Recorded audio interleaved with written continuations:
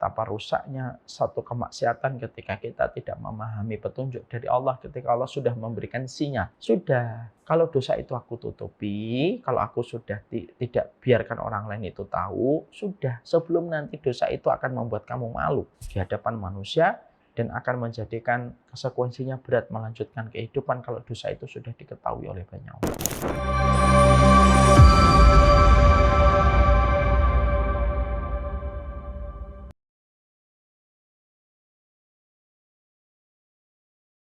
Assalamualaikum warahmatullahi wabarakatuh. Innal hamdalillah wassalatu wassalamu ala Rasulillah wa ala alihi wa sahbihi wa man tabi'ahum bi ihsan ila yaumil qiyamah. Kepada keluarga besar Pak Eri dan Bunia dan kepada seluruh para penuntut ilmu dari para sahabat, circle dan para karyawan yang ada yang berkumpul pada kesempatan sore kali ini di taman-taman surga. Semoga Allah senantiasa memberikan kepada kita jalan keselamatan pada kehidupan di dunia ini, terutama ketika kita sedang berada pada akhir perjalanan kehidupan di dunia. Kita tentunya harus selalu sadar dan kita selalu aware bahwasanya hari ini kita hidup pada zaman fitnah. Tidak ada yang paling kita butuhkan kecuali adalah keselamatan. Semoga kita tidak terseret kepada fitnah yang semakin hari semakin gelap menggelayuti pada kehidupan orang yang beriman. Dan terkadang saking begitu gelapnya fitnah, kita tidak tahu siapa yang benar dan tidak tahu siapa yang salah. Kita juga terkadang kebingungan ketika kita menyikapi sesuatu. Inilah yang menjadikan kita berharap semoga Allah memberikan kepada kita obat penguat dan Allah memberikan kepada kita kekuatan. Dan tidak ada kekuatan terbesar ketika kita berada pada zaman fitnah kecuali kita diberikan ilmu. Ilmu itu merupakan cahaya dan ilmu merupakan pelita supaya kita mengerti yang benar-benar adanya, yang salah itu salah adanya. Hari ini kita hidup pada saat ketika informasi begitu terus mengalir deras pada skrin kita dan masuk kepada pikiran kita per detiknya. Bahkan terkadang asupan informasi lebih banyak daripada yang kita butuhkan di dalam perjalanan hidup kita. Inilah yang menjadikan akhirnya kita khawatir. Terlalu banyak informasi menjadikan kita semakin rapuh dan akhirnya semakin mudah kita tertarik dan terseret kepada setiap fitnah yang ada di hadapan kita. Inilah yang menjadikan kita harus selalu memahami apa yang dikatakan Nabi. Kalau zaman fitnah, bersikap tenanglah. Jangan mudah terseret dengan apa yang sedang terjadi. Jangan mudah terseret dengan apa yang kamu dapatkan. Karena apa yang kamu lihat belum tentu sebagaimana semestinya hal itu terjadi. Inilah yang menjadikan kita terus berdoa kepada Allah. Semoga kita pada zaman fitnah tidak menjadi korban berikutnya pada zaman fitnah. Rasulullah itu sangat khawatir terhadap zaman fitnah ketika akan menimpa kepada umatnya. Malaikat pun juga khawatir terhadap fitnah yang akan terjadi pada umatnya Nabi Muhammad SAW. Dan itulah yang menjadikan kita, semoga dengan kita belajar, kita mendatangi masjid, kita memaksakan diri di dalam kita beribadah, bisa memadamkan setiap fitnah yang ada pada sekitar kehidupan kita yang mengalir begitu deras di dalam perjalanan hidup kita. Ada orang yang pagi harinya masih tersenyum, sore harinya menangis. Ada orang yang pagi harinya dia beriman, sore harinya telah kufur kepada Allah. Dan sesungguhnya tidak ada yang selamat kecuali mereka yang mendapatkan rahmat. Semoga kita termasuk di antara hamba-hamba Allah yang mendapatkan rahmat pada zaman fitnah. Semoga setiap berita kita mampu menyeleksi mana yang perlu kita respon, mana yang tidak perlu kita respon. Setiap berita semoga kita tidak semuanya harus tahu. Semakin banyak informasi yang kita tahu, semakin menggelisahkan kita. Cara mengatur informasi yang datang kepada kita itu sebenarnya cara untuk mengatur kualitas dalam kehidupan kita. Semoga Allah tetap berikan kepada kita screening dalam perjalanan kita pada hidup zaman hari ini. Semoga kita selamat dari zaman fitnah. Tidak mudah tersulut, tidak mudah terseret, dan tidak mudah terpuruk pada apapun yang kita jumpai pada zaman fitnah. Inilah yang menjadikan kita meminta kepada Allah, ya Allah berikanlah aku keselamatan dari semua fitnah yang nampak dan tidak nampak. Itulah yang menjadikan saya tidak pernah melewati hari kecuali saya hari-hari ini terus selalu berdoa, ya Allah jadikanlah aku selamat dari semua fitnah yang nampak dan tidak nampak. Allahumma inni a'udzubika minal fitani ma dhahara minha wa ma batan. Dan itulah doa yang diwasiatkan oleh Nabi kepada kita supaya kita selamat pada zaman fitnah. Orang yang tidak sadar tentang fitnah, maka dia akan terperosok dan menjadi korbannya fitnah. Tapi orang yang mereka tahu zaman fitnah dan membangun kesadaran dan membangun rasa khawatirnya terhadap fitnah, dialah yang selamat. Dan orang yang selamat dari fitnah adalah orang yang paling bahagia pada kehidupan kematiannya. Dan dia bahagia pada kehidupan kelak ketika dikumpulkan oleh Allah di padang mahsyar. Semoga Allah jaga kita dari segala macam fitnah. Alhamdulillah, tentunya senantiasa kita bersyukur kepada Allah atas setiap apapun yang Allah berikan kepada kita. Semoga setiap kenikmatan yang Allah telah sempurnakan di dalam kehidupan kita menjadikan kita semakin paham bahwasanya syukur itu merupakan konsekuensi ketika kita menjadi hambanya Allah. Allah begitu sempurna di dalam kehidupan kita. Allah menciptakan kita, Allah memudahkan kita beribadah. Allah juga memberikan gaji kepada kita kalau kita beribadah dengan gaji yang Allah siapkan nanti di akhirat. Allah juga memberikan seluruh perangkat yang kita butuhkan ketika beribadah. Bahkan ketika kita bermaksiat sekalipun Allah masih memberikan kepada kita kenikmatan. Apakah kita lupa? Kadang kita di kamar, kita bermaksiat, tetapi Allah tetap mengirimkan oksigennya untuk kita hirup walaupun kita sedang bermaksiat di dalam kamar. Itu sudah sangat jelas sekali untuk memberikan kepada kita bahwasanya Allah itu maha baik di dalam kehidupan kita. Syukur itu bukan karena Allah butuh syukurnya kita, tapi syukur itu merupakan konsekuensi ketika kita menjadi hambanya Allah. Tidak ada satupun yang ada pada kehidupan kita kecuali bagian dari karunia terbaik yang Allah berikan kepada kita. Kalaupun Allah memberikan kepada kita ujian di dalam kehidupan, bukan karena Allah benci kepada kita. Kadang-kadang ujian itu menjadikan kita terbentur, supaya kita senantiasa tersadar kemana arah kita harus berjalan ketika kita sudah mengalami benturan dalam ujian, sehingga akhirnya kita kembali kepada ridhanya Allah dan kembali kepada rahmatnya Allah. Kalaupun Allah memberikan kenikmatan, Allah menyuruh kita untuk bersyukur, karena bersyukur itu memberikan kualitas di dalam perjalanan kehidupan kita. Inilah yang menjadikan kita senantiasa mengerti sesungguhnya hati kita merupakan bagian terpenting untuk mengarungi kehidupan. Kita berjalan pada kehidupan kita dengan hati kita, bukan dengan kaki kita. Kaki kita itu hanyalah perangkat untuk memenuhi perintah yang diberikan oleh hati. Hati mengatakan jalan, kaki berjalan. Kaki mengatakan berhenti dan duduk, maka kaki pun berhenti dan dia akan duduk. Maka sesungguhnya komponen hati itu merupakan komandan tertinggi pada kehidupan ketika kita mengarungi kehidupan. Dan hati itu tidak akan bisa mengarungi kehidupan, memberikan perintah, instruksi kepada seluruh anggota badannya dan kehidupannya sampai komposisi hati kita ada 3. Yang pertama adalah syukur tanpa syarat.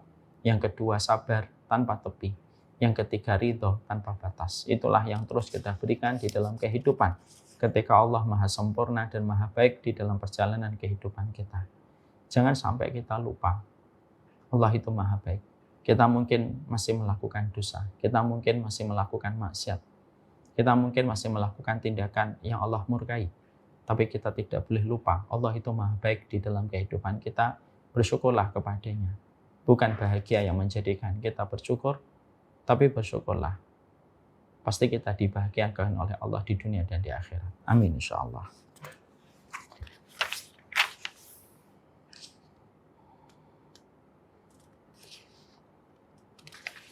Kita pada kesempatan hari ini, kita akan menuju kepada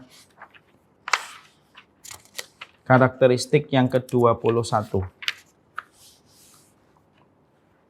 Kita akan berpindah kepada materi yang baru setelah kemarin kita mempelajari materi yang ke-20, golongan yang ke-20, mereka yang senantiasa berderma dan mereka yang senantiasa bermurah hati ketika mereka menjadi karakternya manusia yang dicintai dan diridhai oleh Allah Subhanahu wa taala. Sekarang kita menuju kepada pembahasan baru pada kesempatan hari ini. Salah satu di antara karakteristik mereka di antara hamba yang Allah cintai di dalam kehidupan yaitu adalah Allah itu sangat mencintai setiap hambanya dan setiap makhluknya. Yang mana setiap hambanya dan setiap makhluknya itu memiliki rasa malu.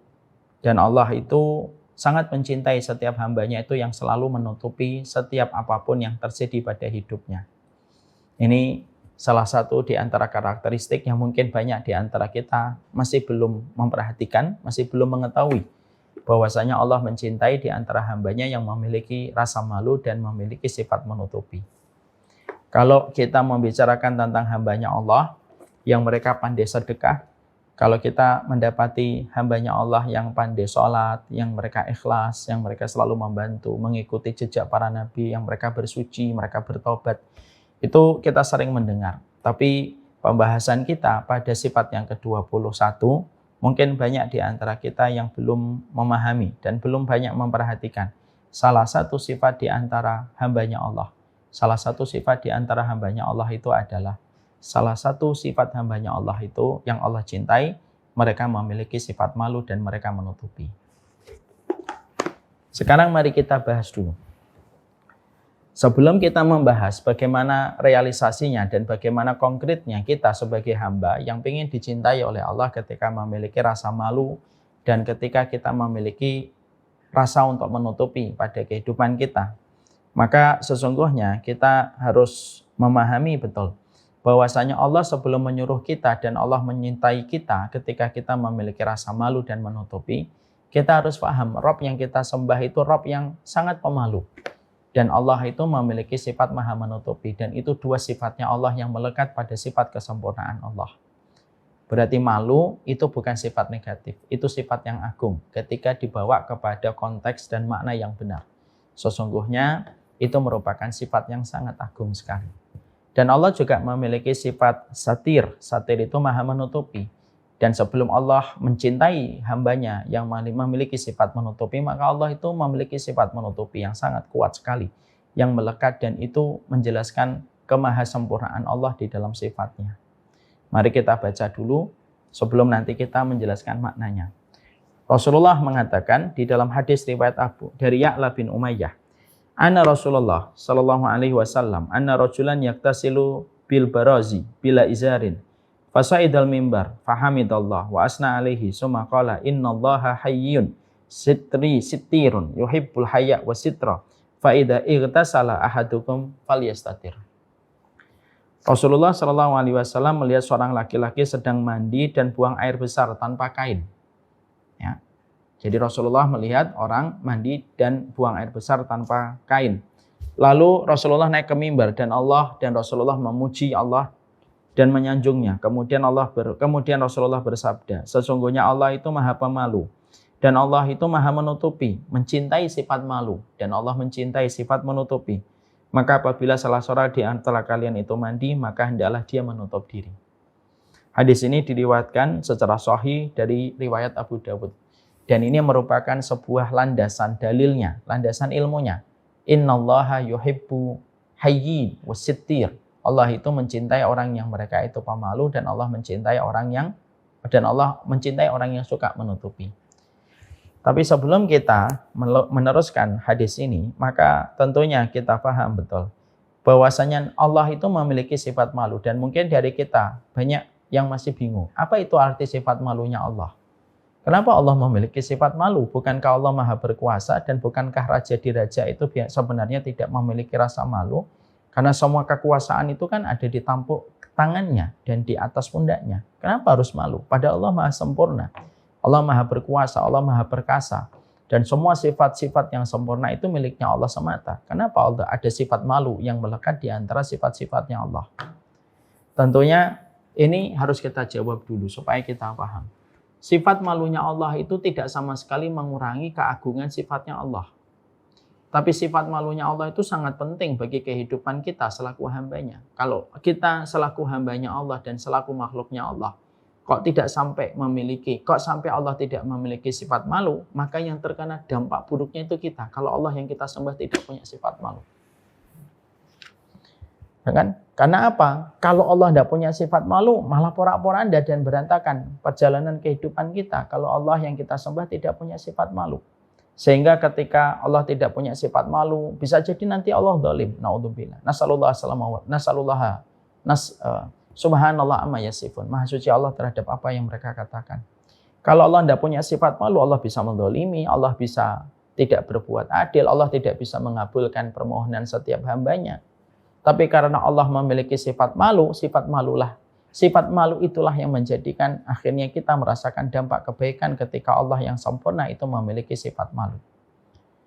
Apa itu dampak yang kita rasakan kalau zat yang kita agungkan, zat yang kita sembah, dan zat yang kita murnikan ibadah kita kepadanya memiliki sifat malu? Kalau Allah itu punya sifat malu, itulah yang menjadikan kita bisa merasakan akibat manisnya.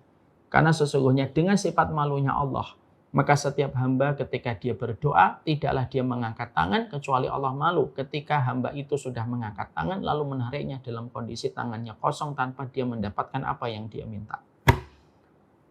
Karena Allah punya sifat malu, permintaanmu dikabulkan oleh Allah. Karena Allah punya sifat malu, doamu dikabulkan oleh Allah. Karena Allah sifat malu, ekspektasi kamu terkadang dipenuhi oleh Allah. Karena itu lahir dari sifat malunya Allah. Makanya Rasulullah SAW mengatakan, Inna rabbakum hayyun karim yastahi min abdihi ayyarfa'a ilaihi yadayhi fayarudduhuma sifran wa qala kha'inataini laisa fihi masyai'. Makanya di dalam satu riwayat yang sahih, dalam riwayat Tirmidzi, Rasulullah SAW itu mengatakan, Allah itu zat yang hayyun karim. Allah itu pemalu lagi maha baik. Dan Allah itu malu. Kepada siapa Allah itu malu? Kepada setiap hambanya, yang mereka ketika mengangkat tangan, berdoa meminta kepada Allah, lalu hamba itu menarik tangannya dalam kondisi kosong, dia tidak mendapatkan apapun. Karena Allah malu, Allah mengabulkan permintaan hambanya ketika dia sudah mengangkat tangan. Ya. Makanya dalam hadis ini setidaknya ada beberapa faedah yang kita jumpai. Faedah yang pertama, kalau berdoa harus mengangkat tangan. Dan kalau berdoa itu harus disebutkan permintaannya. Tidak bisa kita berdoa itu tidak mengangkat tangan. Berdoa itu mengangkat tangan. Karena tata cara kita berdoa itu ada 4. Tidak boleh mengangkat tangan. Kapan? Kalau doamu ketika sujud di dalam sholat. Dan ketika kamu berdoa sebelum salam setelah tahiyat akhir. Tidak boleh ngangkat tangan. Yang kedua, ngangkat tangan sebahu, sejajar dengan bahu. Sebagaimana riwayat dari Ibnu Abbas. Kapan? Yaitu ketika kita meminta sesuatu kepada Allah atas segala keterbatasan, atas segala kefakiran, atas segala ketidakmampuan yang kita bisa wujudkan pada kehidupan kita. Itu yang kedua. Yang ketiga, Allah itu malu sekali. Yang ketiga, cara berdoa kepada Allah itu apa? Mengangkat tangan tinggi-tinggi. Kapan kita mengangkat tangan tinggi-tinggi? Ketika kondisinya sudah terdesak. Sebagaimana penduduk Gaza ketika diserang oleh Israel laknatullah alaihim. Maka mereka, orang Gaza tidak berdoa semacam ini, tapi doanya mengangkat tangan tinggi-tinggi. Kemudian yang keempat, yaitu adalah mengangkat tangan dengan telunjuknya. Kapan kita mengangkat tangan telunjuk itu? Mengangkat tangan telunjuk itu ketika seorang khatib berkhutbah di atas mimbar. Kalau ada seorang khatib berkhutbah di atas mimbar, maka dia mengangkat tangan itu telunjuknya. Dia mengangkat tangan telunjuknya. Itulah 4. Maka di sini dalam hadis riwayat Tirmidzi yang kita bacakan, Allah itu zat yang maha pemalu, malu terhadap setiap hambanya yang berdoa ketika mengangkat tangannya, lalu menarik tangannya dalam kondisi kosong. Ini menunjukkan bahwasanya berdoa kepada Allah mengangkat tangan sejajar dengan bahu. Dan riwayat Tirmidzi dikuatkan dari riwayat Ibnu Abbas bahwasanya mengangkat tangan itu sebahu. Yang kedua, hadis yang baru saja kita bacakan itu memberikan kepada kita faedah yang kedua. Faedah yang kedua itu adalah sesungguhnya orang yang berdoa itu memiliki keutamaan yang besar. Semakin kamu meminta kepada Allah, semakin kamu mulia. Semakin kamu tidak meminta kepada Allah, semakin kamu hina di hadapan Allah. Karena Allah itu mencintai orang yang selalu meminta. Dan orang yang meminta bisa membuat Allah malu kepada orang yang meminta kepada Allah. Padahal ibadah-ibadah yang lain tidak membuat Allah langsung malu. Tapi orang kalau berdoa itu langsung membuat Allah malu. Saking utamanya berdoa. Makanya dalam riwayat Imam Ahmad kita mendapati innallaha yaghdab. Sesungguhnya Allah itu marah besar. Kepada siapa Allah itu marah besar? Liman lam yas'alillah. Kepada mereka yang tidak pernah meminta kepada Allah dan memohon kepada Allah. Berarti Allah itu marah besar sama mereka yang jarang berdoa. Itulah bedanya Khalik dengan makhluk. Kalau makhluk semakin diminta, semakin dia sempit dadanya. Sempit dadanya. Saya diminta misalkan sekali, 2 kali, 3 kali, 4 kali, 5 kali, masih bisa senyum. Kalau sudah 6 kali, 7 kali, 8 kali, 9 kali, kita sudah tidak bisa lagi senyum itu. Dan kita pasti akan mengatakan, jangan minta saya terus dong, minta yang lain juga. Itulah makhluk. Beda dengan Khalik. Khalik itu semakin diminta, semakin Allah ridho. Makanya kalau kita pernah punya kepikiran dan asumsi, malu minta Allah terus padahal dosanya masih banyak. Itu salah, itu bisikan setan. Itu bisikan setan. Terus minta sama Allah sembari kita memperbaiki kualitas hidup kita dan memperbaiki cara komitmen kita meninggalkan dosa. Minta, jangan berhenti berdoa. Kenapa? Orang yang berhenti berdoa itu sifatnya bukan orang beriman. Makanya yang kedua yang kita dapatkan dari hadis ini apa? Bagaimana kita mendapati sebuah kekuatan dan pesona kecantikan dari sebuah doa. Jadi ternyata doa itu pesonanya luar biasa. Kalau kamu berdoa kepada Allah, pesonanya luar biasa. Pesonanya itu sampai menjadikan Allah malu kepada mereka yang mengangkat tangan meminta kepada Allah. Yang ketiga yang kita dapatkan itu apa? Orang yang berdoa itu tidak pernah sia-sia. Jadi orang yang berdoa tidak pernah sia-sia ketika mereka berdoa kepada Allah. Makanya Allah mengabulkan setiap orang yang berdoa dengan 3 macam cara. Gimana caranya Allah mengabulkan orang yang berdoa? Ketika Allah itu pemalu kepada mereka yang senantiasa berdoa. Dan Allah memberikan kepada orang yang berdoa apa yang dia minta kepada Allah ada 3. 1, diberikan sesuai dengan apa yang dia minta. Yang kedua, tidak diberikan apa yang dia minta, tetapi diberikan nanti hadiahnya di surga. Tidak diberikan di dunia, tapi diganti nanti di surga. Dia minta rumah, mungkin tidak diberikan rumah kecuali dia ngontrak. Tapi nanti rumahnya yang dia minta ketika dia berdoa diberikan oleh Allah, tapi utuh nanti di akhirat.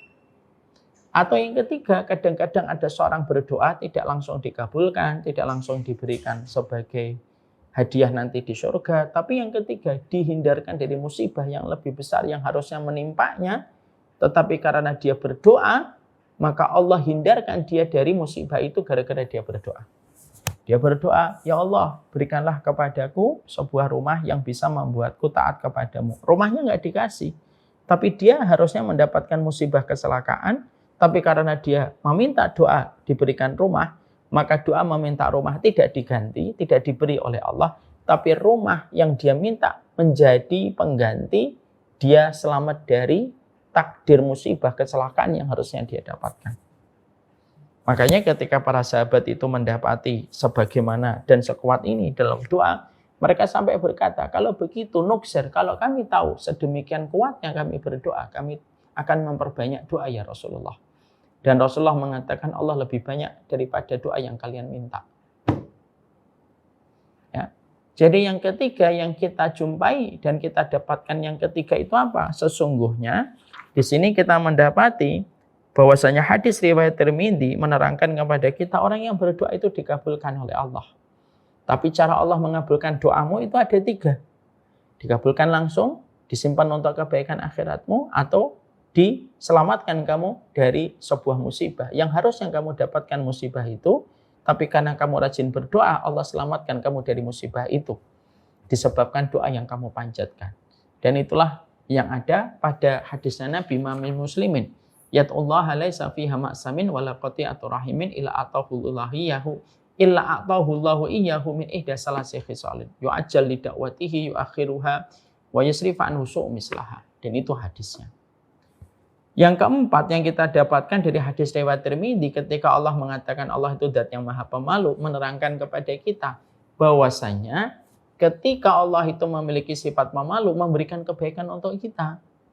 Makanya kalau kita mendapati Allah itu tidak memiliki sifat malu yang melekat kepada kesempurnaannya, keagungannya, maka itulah yang akan menjadikan kita akan mendapatkan berbagai macam keburukan dan berbagai macam malapetaka dalam kehidupan kita. Kalau Allah tidak memiliki sifat malu. Makanya Allah ketika sebelum menyuruh kita dan mencintai kita, kalau kita pemalu, kalau istri kita, anak-anak kita memiliki sifat malu, maka Allah sudah memiliki sifat malu pada kehidupan sifatnya yang sempurna dan begitu agung. Dan itulah sifat malunya Allah. Allah juga menyampaikan di dalam hadis ini, dalam hadis yang lain, dalam riwayat Abu Dawud disampaikan, innallaha hayyun sittirun. Dalam hadis yang lain, Allah juga menyampaikan, Allah bukan hanya memiliki sifat malu, yang kita baca dalam hadis riwayat Tirmidzi dalam masalah doa, tapi diterangkan di dalam pembahasan yang lain, Allah itu juga memiliki sifat maha menutupi. Dan banyak di antara kita itu mungkin belum paham. Apa artinya Allah itu memiliki sifat maha menutupi? Artinya, konteksnya itu positif. Konteksnya itu positif bagaimana? Artinya bahwasanya kalau Allah mendapati ada seorang hamba, ketika Allah memiliki sifat menutupi, Allah itu kalau mendapati seorang hamba melakukan dosa dan kemaksiatan, maka dosa dan kemaksiatan yang dilakukan oleh hamba itu tidak langsung dibuka oleh Allah, kecuali Allah menutupinya. Saking begitu sempurnanya Allah. Bukan hanya Allah itu Ghafur, bukan Allah itu Ghaffar, bukan hanya Allah itu Tawwab, tapi Allah itu memiliki sifat sitir. Allah itu menutupi. Ada tisu nggak? Sama air putih. Sehingga Allah itu ketika memiliki sifat menutupi, dan sebelum Allah mencintai kita selaku hambanya yang memiliki sifat menutupi, maka Allah itu maha menutupi. Makanya bergembiralah ketika Allah itu memiliki sifat maha menutupi. Karena dengan sifat maha menutupinya Allah itu kita merasakan kebaikan dalam kehidupan agama kita. Artinya konsekuensinya apa sih Ustadz kalau Allah memiliki sifat maha menutupi? Kalau Allah mendapati seorang hamba, dia melakukan dosa, maka tidak langsung dosa itu dibuka oleh Allah dan diperlihatkan oleh Allah kepada banyak orang. Tapi Allah itu menutupi hamba itu dengan dosanya, supaya hamba itu bisa merasakan kasih sayang Allah, bahwasanya ketika dia baru berbuat dosa sekali, Allah itu menutupinya. Supaya dosanya ini tidak kemana-mana. Dan supaya dia tidak dipermalukan, tidak dihinakan. Kalau dia masih melakukan dosanya itu sekali, dua kali. Karena apa? Allah bukan hanya lembut menerima permintaan maafmu dan permintaan tobatmu. Allah itu saking lembutnya, Allah menutupi dosamu. Jadi ilustrasinya ini dosamu, Allah tutupin. Allah tutupin dulu. Ini maha menutupnya Allah. Ya, jadi kita harus paham, Allah sebelum mencintai dan mewajibkan orang beriman untuk memiliki sifat malu dan menutupi, Allah itu telah menetapkan pada sifatnya itu malu dan menutupi. Dan salah satu sifat menutupinya Allah itu apa? Dosamu kalau baru sekali, dua kali, tiga kali masih ditutup oleh Allah, karena itu merupakan konsekuensi dari sifat Allah yang maha menutupi. Itu konsekuensi dari sifat maha menutupinya Allah. Makanya orang kalau berbuat dosa, perhatikan kata Ibnu Umar.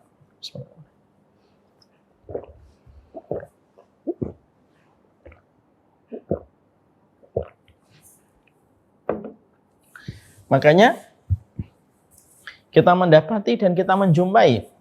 Apa yang kita dapati dan kita jumpai? Bahwasanya yang kita jumpai adalah Ibnu Umar itu berkata, kalau ada seseorang yang melakukan dosa, melakukan maksiat baru sekali, dua kali, tiga kali, itu Masya Allah tutupi.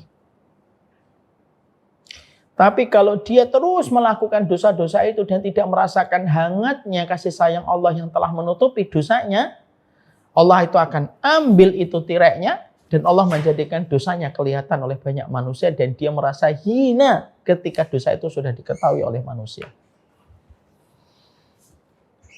Itulah bedanya Khalik dengan makhluk. Kalau makhluk mengetahui dosamu, maka dia akan jijik dan akan melecehkanmu. Tapi kalau Allah mengetahui dosamu dan kamu menyesali dan bertobat, Allah menutupi dan menggantimu dengan kemuliaan. Ya? Maka disinilah kita paham ketika Allah menyampaikan hayyin, innallaha hayyun wasittirun, Allah itu maha pemalu dan Allah itu maha menutupi. Maka sesungguhnya pelaku kemaksiatan itu masih diberikan waktu untuk kembali kepada Allah sebelum tirai yang Allah tutupkan kepadanya dibuka dan ditarik oleh Allah yang menjadikan dosa itu akan terlihat. Ya, makanya contoh konkretnya gimana? Ada orang melakukan zina. Kalau zinanya itu baru sekali, dua kali, tiga kali gitu, masih ditutup sama Allah. Orang kalau zina itu masih sekali, dua kali itu ditutup oleh Allah. Tapi kalau dia terus melakukan zina terus gitu, akhirnya apa? Yang sudah Allah tutupi dibuka oleh Allah. Dibuka itu oleh Allah. Lalu akhirnya dosa zinanya itu kelihatan oleh banyak orang dan orang itu mencela. Dan orang mengetahui dosa zina yang dia perbuat dan dosa zina yang telah dia lakukan. Itu menunjukkan tidak ada dosa besar. Kok sampai akhirnya ketahuan, kecuali pelakunya sudah dikasih oleh Allah tenggang waktu untuk kembali kepada Allah dan tidak melanjutkan dosa itu, tapi dia terus melanjutkan tenggang waktunya dan dia menyanyiakan apa? Dia menyanyiakan waktu yang Allah telah berikan kepadanya. Sehingga dia sendiri yang nanti akan terhina di hadapan mata manusia. Inilah yang kenyataannya, kata Ibnu Umar. Kalau dosa zina itu baru sekali, ditutup sama Allah. Kalau mencuri itu baru sekali, korupsi sekali, itu ditutup sama Allah. Tapi kalau sudah berulang-ulang dibuka oleh Allah dan disaksikan setiap orang. Itu yang kita harus paham. Karena Allah itu lembut dan di antara konsekuensi sifat lembutnya Allah Maha menutupi. Ini ada satu kejadian, kisah nyata ini.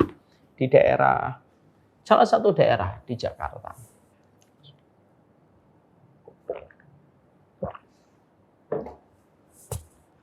Salah satu daerah di Jakarta.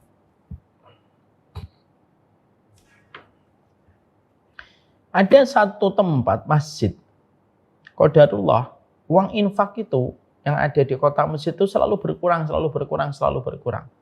Kurangnya itu tidak banyak, 100, 200 gitu. Asalnya pertama-tama mungkin mereka tidak terlalu perhatian dan tidak terlalu notice.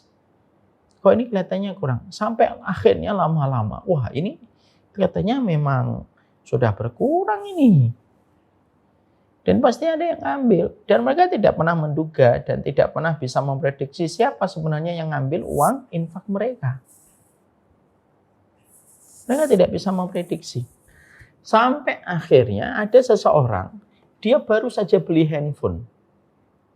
Jadi dia baru saja membeli handphone. Lalu ketika baru saja membeli handphone, orang ini termasuk salah satu merbot masjid. Lalu dia meletakkan di rak. Ada di rak itu, ada rak. Nah, kotak masjid itu ada di depan rak buku. Rak Quran. Bukan rak Quran yang biasa ada di masjid-masjid, ada rak Qurannya.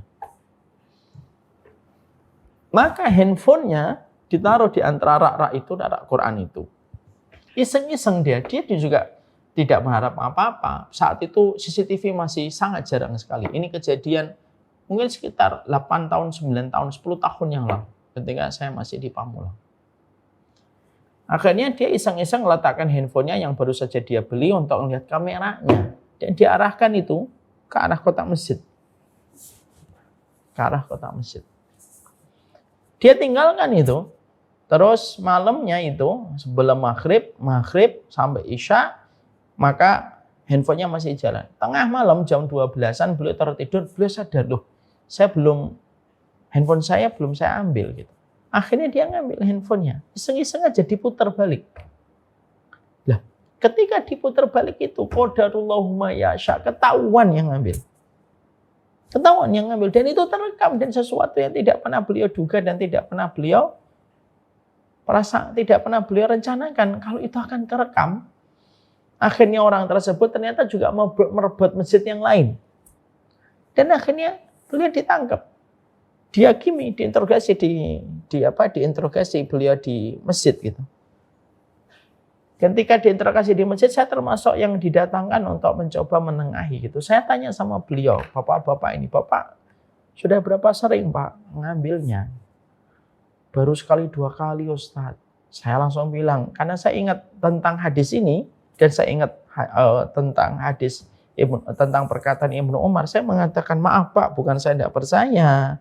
Kalau Bapak baru sekali, tidak mungkin langsung dibuka sama Allah. Kalau baru sekali, tidak mungkin langsung dibuka sama Allah. Kalau baru sekali, 2 kali, pasti ditutup, Pak. Bahkan sampai 5 kali pun masih ditutup sama Allah. Kenapa? Ustadz kok yakin? Iya, karena saya tahu hadis. Innallaha hayyun sitirun. Allah itu zat yang maha pemalu, zat yang maha menutupi. Maha malunya Allah itu, karena malu sama orang yang berdoa tidak dikabulkan. Saya ngomong gitu kepada beliau. Dan maha menutupinya Allah itu artinya adalah sesungguhnya maha pemalunya, maha menutupinya Allah itu apa? Kalau dosa itu baru sekali, 2 kali, 3 kali ditutup sama Allah, tidak pernah dibuka oleh Allah. Tapi kalau sudah melampaui batas dan kita tidak memperhatikan hints-nya, tidak memperhatikan petunjuknya dari Allah, nah Allah nanti ambil Pak. Dosa itu akan diambil, supaya kelihatan. Saya tanya ulang sama Bapak, saya tanya ulang lagi terakhir sama Bapak. Sudah berapa sering Bapak ngambil? Nah, Nah, barulah ketika saya menyebutkan hadis itu dan menyebutkan dalil itu, nah barulah bapak itu langsung terdiam dan mengatakan, ya Ustadz, saya sudah lama. Sudah berapa lama Pak? Sudah hampir 3 bulan. Ambilnya sedikit, 100, 50, 100. Tapi kalau dalam 1 bulan kan lumayan itu. Dalam 1 bulan bisa terkumpul 2 juta, 3 juta. Ambilnya pelan-pelan 1, sehingga tidak kentara di antara tumpukan-tumpukan uang itu. Tapi disitulah akhirnya, insya Allah beliau adalah orang yang bertobat. Tapi disitulah kita akhirnya paham bahwasanya ini merupakan peringatan. Hadis ini memberikan kepada kita sebuah efek kebaikan. Supaya apa? Supaya orang-orang yang merahasiakan dosa selama ini, janganlah kamu berasa pada zona nyaman terus. Jangan kamu berada pada zona nyaman terus-menerus bahwasanya dosa itu akan terus bisa kamu lakukan. Makanya orang kalau pakai narkoba sekali, 2 kali, 3 kali tidak ketahuan polisi. Tapi kalau sudah 5 kali, 6 kali, 7 kali sudah pecandu, pasti nanti pasti meninggalkan jejak.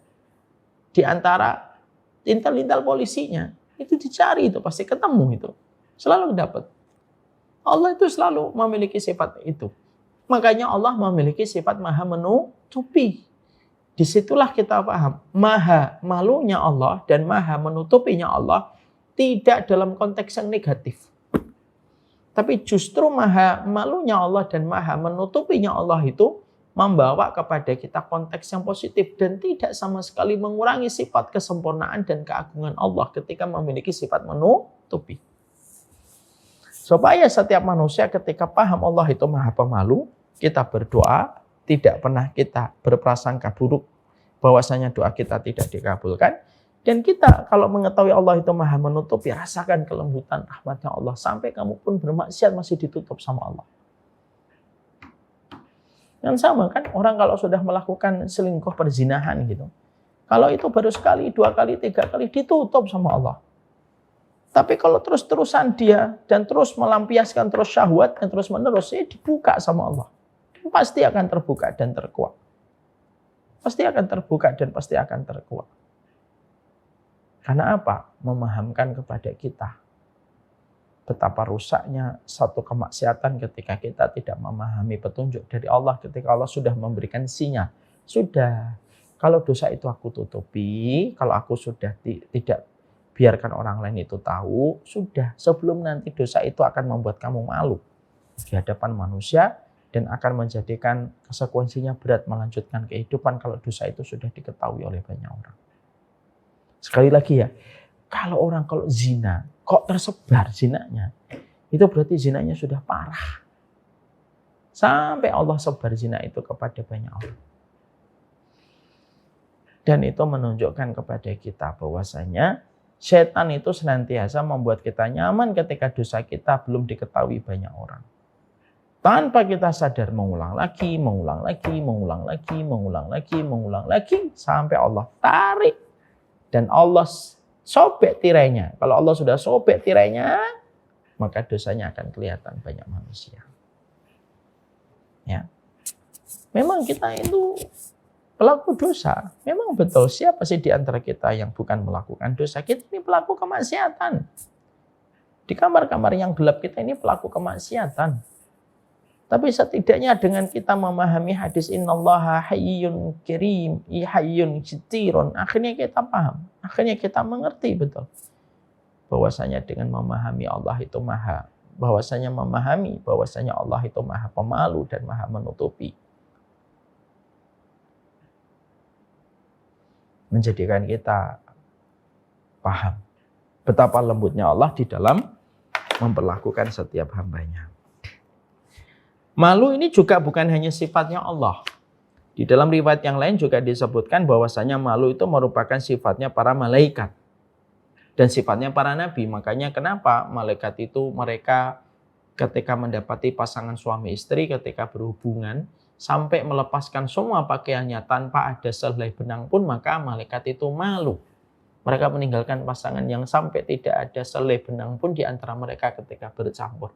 Karena sifat malunya malaikat itu. Sebagaimana para nabi pun memiliki sifat malu.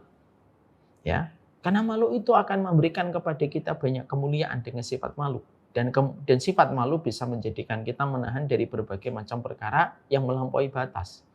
Makanya orang kalau sudah nggak punya malu, susah. Menghadapi orang kalau sudah nggak punya sifat malu itu susah. Ini gitu. Tidak memberikan bukti apa-apa, kinerjanya masih berantakan, tapi merasa pede aja, tidak malu, itu susah. Ngadepin orang itu paling susah kalau nggak punya sifat malu. Makanya ada perkataan seorang ulama, kenapa malu itu sifatnya orang beriman? Karena kalau kamu tidak punya malu, berantakan, semua akan melampaui batas. Dan paling sulit itu kalau sudah berhadapan ketika orang itu tidak memiliki sifat malu. Orang kalau tidak punya sifat malu, sampai dosa yang dia kerjakan pun tidak akan pernah menjadikan dia berhenti dari dosa ketika tidak memiliki sifat malu. Makanya sifat malu melekat kepada Allah, melekat kepada para malaikat. Makanya dalam satu riwayat diterangkan oleh Ibunda Aisyah radhiyallahu anha.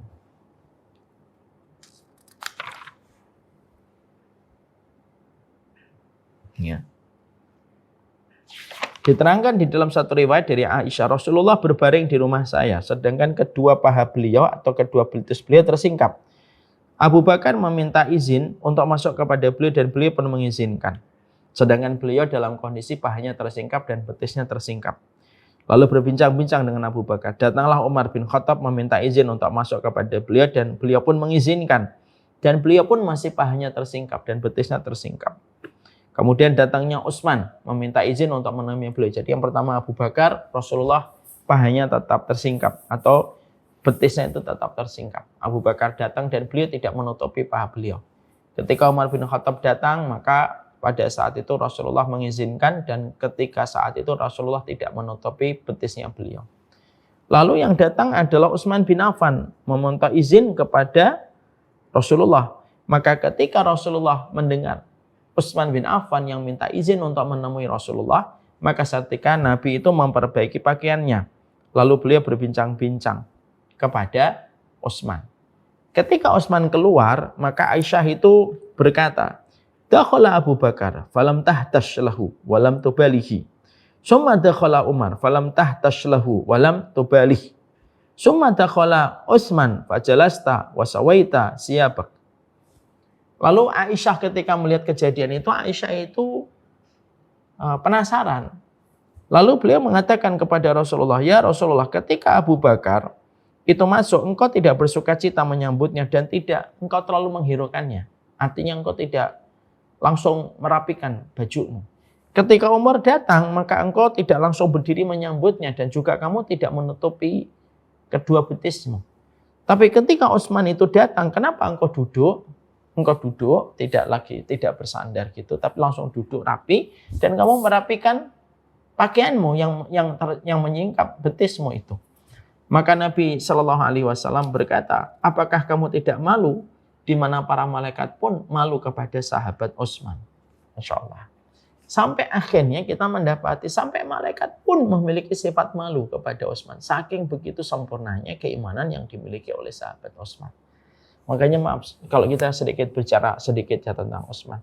Utsman itu merupakan sahabat, Masya Allah, yang hartanya lebih fasih daripada khutbahnya. Yang hartanya itu lebih fasih daripada khutbahnya. Utsman bin Affan itu terkenal, kalau beliau khutbahnya Utsman bin Affan itu tidak sampai 10 menit, 15 menit. Kalau khutbah itu singkat, pendek. Kalau khutbah Jumat itu baru duduk, udah selesai.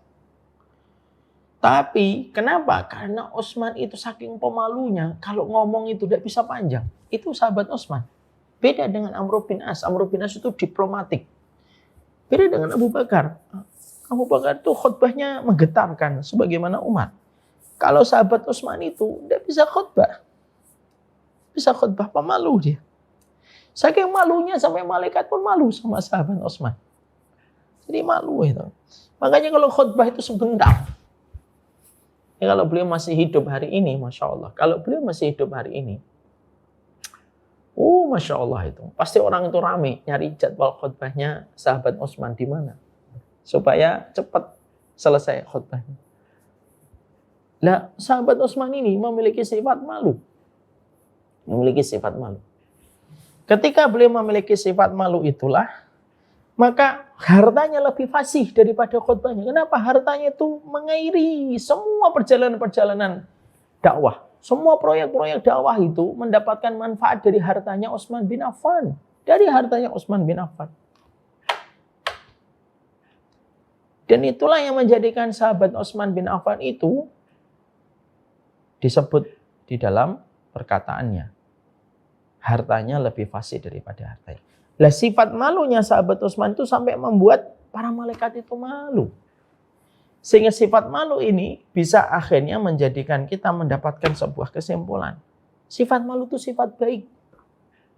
Allah pemalu, malaikat pemalu, para nabi juga pemalu, nabi pemalu. Bahkan Nabi pun memperbaiki betisnya, pakaiannya yang tersingkap ketika Utsman itu datang. Sehingga kalau ada seseorang tidak memiliki sifat malu, berarti tidak memiliki sifat kebaikan. Berarti tidak memiliki sifat kebaikan. Makanya dikatakan oleh Abu Sa'id Al-Khudri radhiyallahu anhu, bahwasanya di dalam satu hadis yang sahih disebutkan kana Nabi asyaddu haya'an minal adra' fi khidriha. Fa'idha ra'a syai'an yakrahuhu arafnahu fi wajhihi. Nabi itu pemalu, lebih pemalu daripada perawan di dalam pingitan. Jadi Nabi itu pemalu, lebih pemalu daripada perawan di dalam pingitan. Apabila beliau melihat sesuatu yang tidak beliau sukai, maka seketika dapat kita ketahui dari wajahnya. Jadi wajahnya itu kelihatan. Dan Nabi itu bukan orang yang selalu ngomongnya itu apa adanya. Tidak ngomong langsung. Maaf, jadi Rasulullah itu bukan orang yang langsung ngablak ketika bicara. Jadi kalaupun mengingatkan itu mengingatkannya dengan lembut sekali. Tidak langsung ngablak, apa yang dipikir langsung keluar. Enggak, Nabi itu bukan tipe semacam itu. Bahkan terkadang kalau beliau mendapati sesuatu yang tidak beliau sukai, beliau tidak langsung ngomong. Beliau cukup kelihatan dari wajahnya itu nggak suka. Makanya Nabi kalau beliau makan, kelihatan sifat malunya. Kalau dia suka, dia makan. Kalau dia nggak suka, dia tinggalkan. Dan dia tidak komentarin itu. Sifat malu itu yang dimiliki oleh Nabi. Makanya inilah yang menjadikan kita memahami bahwasanya sifat pemalu di dalam kehidupan itu memberikan kebaikan. Makanya lalu Allah menyampaikan kepada kita supaya kita di dalam kehidupan kita memiliki sifat malu dan maha menutupi di dalam perjalanan kehidupan. Dan kalau kita membahas sifat malu itulah yang menjadikan sifat ini bukan hanya berlaku untuk seorang wanita. Walaupun wanita itu yang paling utama itu memiliki sifat pemalu. Itu memang salah satu sifat syarat sahnya perempuan beriman itu harus memiliki sifat malu. Makanya kalau kita membaca di dalam Al-Quran, kita buka di dalam Al-Quran ketika Allah mensifati seorang wanita yang memalu, yaitu yang akhirnya nanti menjadi istrinya Musa, Nabi Musa.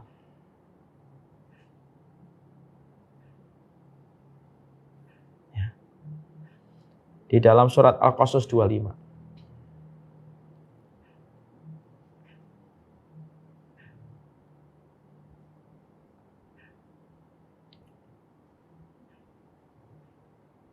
Bentar. Al-Qasas. Sebentar saya bukakan.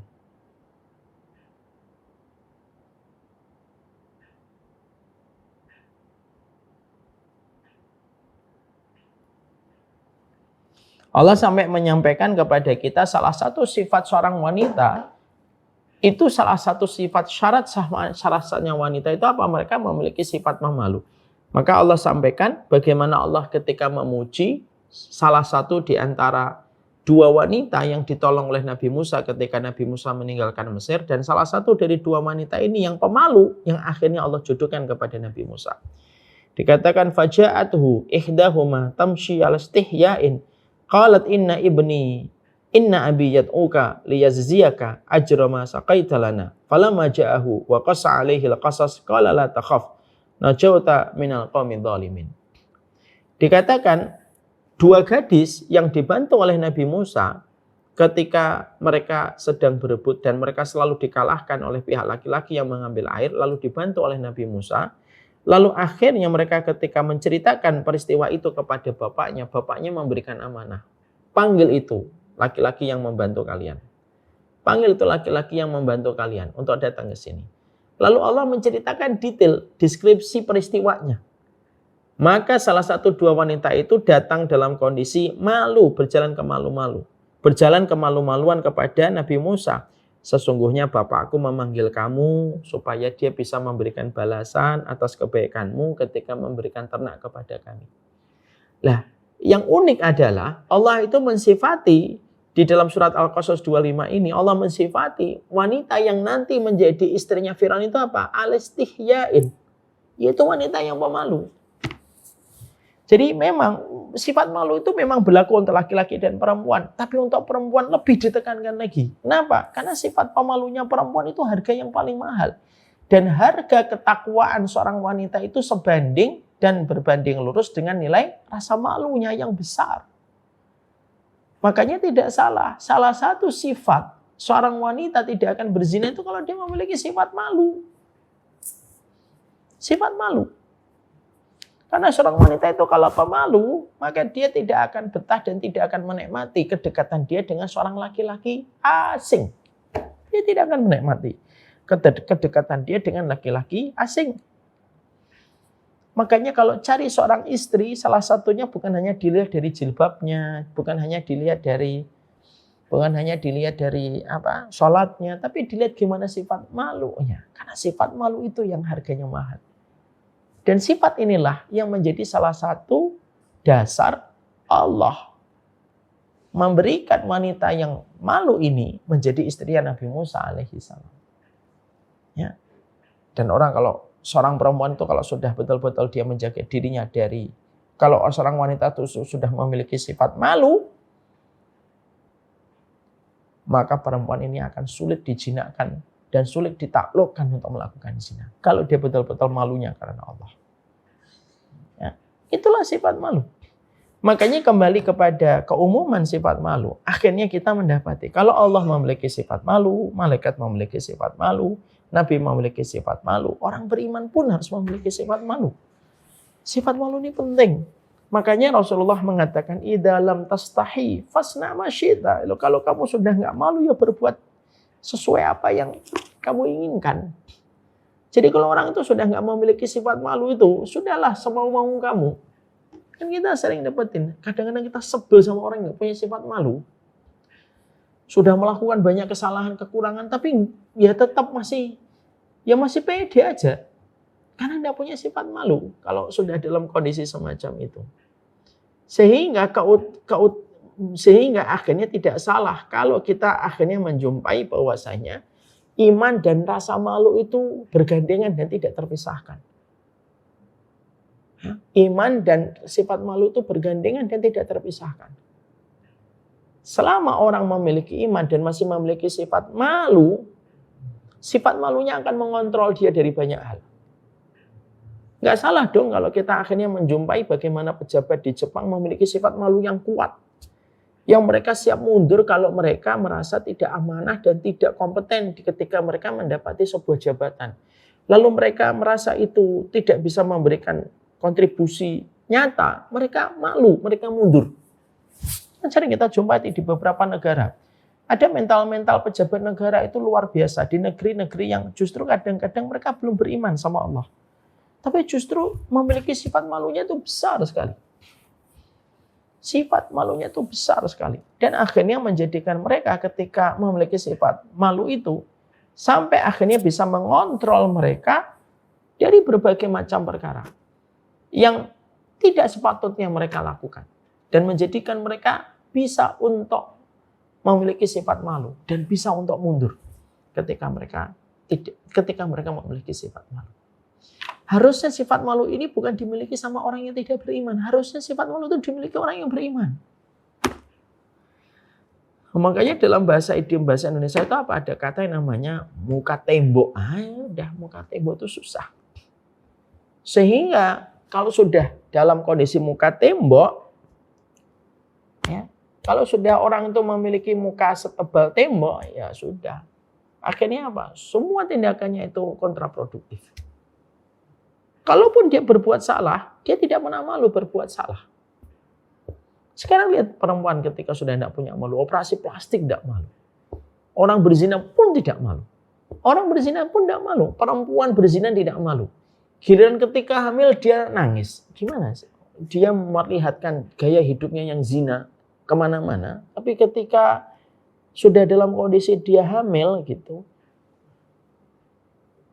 Tapi justru malah dia seakan-akan melupakan gaya hidupnya yang memang gaya hidupnya itu kan memang sudah mengarah ke perkara yang dia bayangkan. Makanya kalau sudah dalam kondisi orang itu tidak memiliki sifat malu, padahal ini merupakan salah satu sifat istimewa yang ada pada dirinya Allah, dirinya malaikat, dirinya para nabi. Dan orang beriman itu memiliki sifat malu, sudah semuanya jadi berantakan. Semua konten hari ini sudah tidak memiliki rasa malu. Suami istri buat konten yang kontennya itu mengarah kepada seksual, kepada urusan ranjang dalam keluarga. Ya kan, seorang istri disuruh buat konten seakan-akan dia tidak malu memperlihatkan adegan-adegan lucu, tapi adegan itu adegan ranjang antara dirinya dengan suami yang harusnya itu tertutup dan harus memiliki sifat malu supaya tidak kelihatan. Tapi justru malah akhirnya apa? Dilihat banyak orang tanpa dia sadari. Istrinya itu menjadi istri virtualnya ratusan ribu laki-laki. Karena setiap laki-laki yang mulai itu menikmati gitu. Kalau wanita itu sudah tidak memiliki rasa malu. Terutama kalau laki-laki sudah tidak punya malu. Makanya akhirnya dampaknya itu terus berjalan dalam kehidupan. Ini belum kita membahas tentang sifat menutupi. Ya? Sampai akhirnya kita lihat hari ini konten-konten itu terkadang kita pun itu memiliki sifat malu. Padahal itu bukan istri kita, bukan itu suami kita. Padahal itu harusnya yang paling malu itu ya suaminya, yang paling malu itu istrinya. Karena sifat malu itu mahkota dan ketika mahkota itu hilang, hampir-hampir tidak ada keimanan yang terlihat dari orang kalau sudah tidak punya sifat malu. Orang udah nggak punya malu, orang itu nggak peduli dia sholat atau nggak sholat. Orang udah nggak peduli lagi dia umrah atau haji. Orang akan mengatakan percuma kamu umrah kalau kamu nggak punya malu. Karena dia mahkota dia. Dengan dia ada, itu menjadikan semuanya itu tampak indah. Kalau dia udah nggak ada, semuanya jadi hilang. Dan tidak seakan-akan berharga. Kalau sifat malu itu sudah hilang. Makanya betul, orang beriman ketika dia menjadi kepala keluarga, ketika dia menjadi pejabat, semuanya harus memiliki sifat malu. Terutama ditekankan lagi ketika dia merupakan seorang wanita, lebih jelas harus memiliki sifat malu dalam kehidupan. Sifat malu itu mahkota. Kalau mahkota ini hilang semua kebaikan yang ada pada orang itu. Kalau sudah tidak ada lagi sifat malu yang ada dalam hidupnya. Wallahu a'lam bishawab. Kita baru bahas malu, nanti kita akan bahas sifat malu bagaimana yang benar di dalam Islam. Dan kapan kita tidak boleh malu di dalam Islam. Tapi sekali lagi mari kita mengerti betul hari ini menguapnya sifat malu dalam kehidupan. Menguapnya sifat malu dalam kehidupan. Jadi sifat kehidupan itu malunya sudah hilang. Sudah betul-betul hilang. Sehingga rusak seluruh fondasi-fondasi. Nilai-nilai agama, nilai-nilai bangsa itu hilang kalau sudah tidak ada sifat malu. Bukan hanya nilai agama, nilai bangsa pun akan hilang kalau sudah tidak ada rasa malu. Makanya betul perkataan Nabi sangat luar biasa. Pendek tapi mewakili tentang pembahasan rasa malu. Nabi mengatakan, idza lam tastahi fasna ma syi'ta. Kalau kamu sudah tidak malu, berbuatlah apapun yang kamu kehendaki. Artinya, orang itu bisa berbuat apa saja kalau sudah tidak ada malu. Orang kalau sudah hilang rasa malunya, apa saja akan dilakukan. Dan itu akan membuat orang geleng-geleng kepala melihat perilaku orang kalau sudah tidak memiliki rasa malu. Inilah sifat yang ke-21. Sebelum Allah wajibkan kita untuk malu dan menutupi, Allah wajibkan kepada sifatnya yang penuh dengan kesempurnaan. Allah itu maha pemalu dan Allah maha menutupi.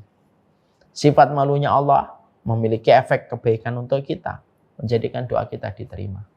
Sifat menutupinya Allah menjadikan kita menyadari betul. Kalau kamu berbuat dosa sekali, dua kali masih ditutup sama Allah.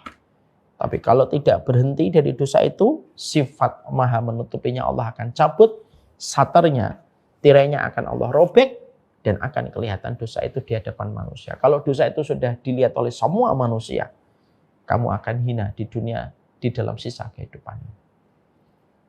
Kita juga paham sifat malu itu penting terutama untuk perempuan. Karena sesungguhnya kesolihan seorang wanita sangat tergantung salah satunya dengan sifat malunya. Sebagaimana yang kita baca dalam surat Al-Qasas 25. Di sini juga kita paham sifat malu itu merupakan mahkota pada kehidupan iman. Kalau tidak ada rasa malu, maka orang akan melampaui batas dalam perjalanan hidupnya.